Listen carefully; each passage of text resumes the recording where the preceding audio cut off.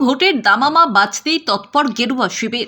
সোমবার বিজেপির প্রথম দফার প্রার্থী তালিকা ঘোষণা হওয়ার পরই আর সময় নষ্ট করলেন না উত্তর হাওড়া বিধানসভা কেন্দ্রের বিজেপি প্রার্থী উমেশ রায়। নাম ঘোষণা হতেই নেমে পড়লেন সরাসরি ময়দানে। সোমবার সন্ধ্যায় কিংস রোডের শীতলা মায়ের মন্দিরে পুজো দিয়ে আশীর্বাদ নিলেন উমেশ রায়।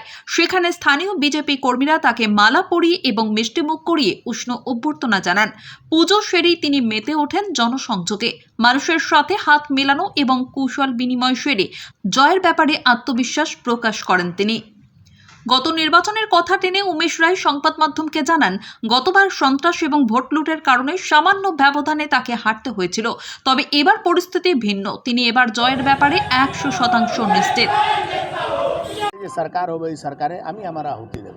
আচ্ছা, এবারে কি প্রচারে কোন কোন ইস্যুকে তুলে ধরবেন, কোনটা গুরুত্ব দেবেন? মানুষ কি চায়? মানুষকে তো নাগরিক পরিষেবা চায়। বিগত 8 বছর ধরে নগর নিগমের নির্বাচন হয়নি, হাওড়া পৌর নিগম ভঙ্গ আছে, মানুষ জল পাচ্ছে না, রাস্তাঘাটের অবস্থা খুব খারাপ। আপনি যতই পথে সাথীর করে দিন আমার পাড়ায় আমার সমাধান করুন, কিন্তু আজকে হাওড়া জেলায় বিভিন্ন এলাকার মানুষ এখনও নাগরিক পরিষেবা পাচ্ছে না। এই সমস্ত ইস্যু আছে। উত্তর হাওড়াতে একটা সরকারি হসপিটাল নেই, একটা কলেজ নেই। উত্তর হাওড়ার মানুষ জলের মধ্যে পোকা পায়। ল অ্যান্ড অর্ডার এখানে একেবারে তালানিতে আছে, রাস্তা নেই, রাস্তার উপরে আবর্জনা স্তূপ। উত্তর হাওড়ার মানুষ যে পাওনা আছে সে সমস্ত পাওনা 5 বছরের মধ্যে বিজেপি সরকার হলে 5 বছরের মধ্যেই আমরা যে উত্তর হাওড়া মানুষের যে চাহিদা সেটা পূরণ করার নিশ্চিতভাবে পড়বে। 22 বছর ধরে যারা মারা গেছে তাদের নাম রেখে টিএমসি এখানে ভোট লুট করে নির্বাচন জিতে। এবার ওই ডেড ভোটার কেটে গেছে, ডাবল এন্ট্রি ভোটার কেটে গেছে, যারা বহিরাগত ছিল, যাদের কোনো পেপার ডকুমেন্ট ছিল না, নো ট্রেস ভোটার কেটে গেছে। সেটা নিশ্চিতভাবে 5000 ভোটে হেরেছি, 40-45 হাজার ফেক ভোটার এখান থেকে কেটে গেছে।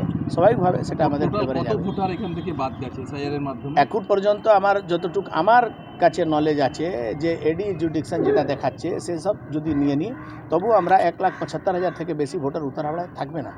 তো অন অ্যাভারেজ 50,000 ভোট এখানে মাইনাস হয়েছে। সে 50,000 ভোট কার ছিল?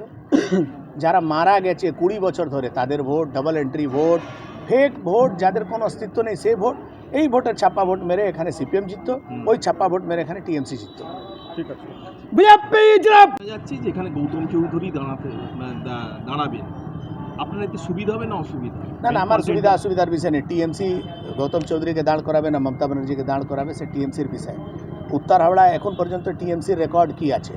5 বছর পর নিজের ক্যান্ডিডেটকে তারা রিজেক্ট করে। অশোক ঘোষ 5 বছর খেটেছে, সরিয়ে দিল। লক্ষ্মীরতন শুক্লাকে নিয়ে আসলো, উনি 5 বছর খেটেছেন, ওনাকে সরিয়ে দিয়েছে। গৌতম চৌধুরীকে নিয়ে এসছে। আমি তো চাইবো যে গৌতম চৌধুরী লড়লেই ভালো। যে যা 5 বছর করেছে তার হিসাব সে দেবে, তার থেকে ভালো আর কিছু রাজনীতিতে হয় না। আপনি তাকে সরিয়ে দেবেন, সে পালিয়ে যাবে, অন্য লোককে নিয়ে আসবে, সে রাজনীতি নেই। 5 বছর গৌতম চৌধুরী কী করেছেন সে হিসাব উত্তর হাওড়া মানুষ চাইছে, আর সেটা নিয়েই আমরা মানুষের কাছে যাব।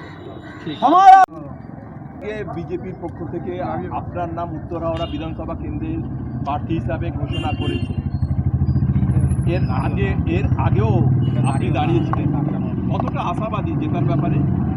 দেখুন, গত 2021-এর নির্বাচনে আমি প্রতিদ্বন্দ্বিতা করেছিলাম। উত্তর হাওড়ার মানুষ 2 হাত তুলে আমাকে আশীর্বাদ করেছিল। আমি 66,053 ভোট পেয়েছিলাম। ওই ইলেকশনে প্রচুর সন্ত্রাস হয়েছিল, 27খানা বম চলেছে, মানুষকে ভোট দিতে দেয়নি, বিল্ডিংয়ের তালা বন্ধ করে দিয়েছে। সব সন্ত্রাস করার পরও আমাকে হারিয়েছে মাত্র 5,000 ভোটে। ভারতীয় জনতা পার্টি আমার উপরে আস্থা রেখেছে, পার্টি আমাকে সুযোগ দিয়েছে। আমি ভারতীয় জনতা পার্টির যে আশা আমার উপরে আছে